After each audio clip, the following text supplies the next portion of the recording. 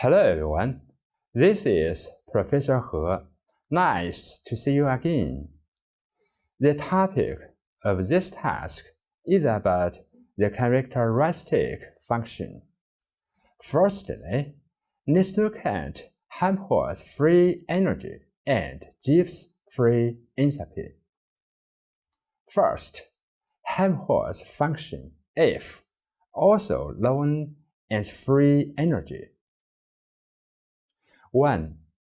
The definition of the Helmholtz function is 2. Since U, T, and S are all properties, F is also a property. 3. The dimension is joule for F or kilojoule per kilogram for F. The physical meaning of the Helmholtz function can be demonstrated as follows. For a fixed T reversible process combining the first law and the definition, the reduction of the Helmholtz function in a process can be expressed as. This expression indicates that the expansion work during the reversible isothermal process is equal to the reduction of free energy. 2. Gibbs function, also known as free enthalpy. 1. The definition of the Gibbs function is 2. The Gibbs function is also a property. 3. The dimension is joule for G or kilojoule per kilogram for G. The physical meaning of the Gibbs function can be demonstrated as follows. For a fixed T reversible process combining the first law and the definition, the reduction of the Gibbs function in a process can be expressed as. This expression indicates that the technical work of the reversible isothermal process is equal to the reduction of free enthalpy. From the first law, we have two equations. Based on the two new combination properties, the Helmholtz function F and the Gibbs function G, we have another two equations.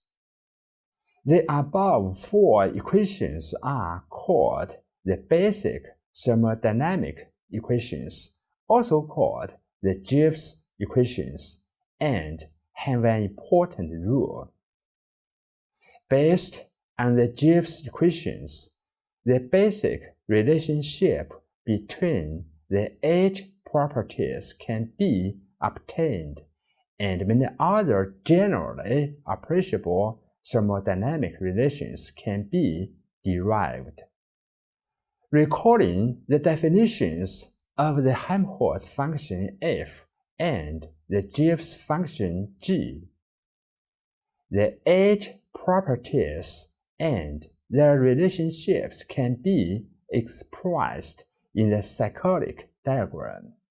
Starting with U or another property, following the instructions, we can find expression for H, G, F, or U. The introduction of the Helmholtz function and the Gibbs function is due to their special rules in specific processes. Their introduction greatly enriched the thermodynamic theory and also played an important role in practical application. In constant temperature and constant volume system and constant temperature and pressure system, F and G can be used to easily judge the directionality and limit of a process. Now, we come to characteristic function. With the proper selection of independent variables, only one thermodynamic function is required to fully determine all the equilibrium properties of a homogeneous system. Such a thermodynamic function is called the characteristic function of the system. Values of two independent intensive properties are sufficient to fix the intensive state of a simple compressible system of specified mass and composition, for instance, temperature and specific volume.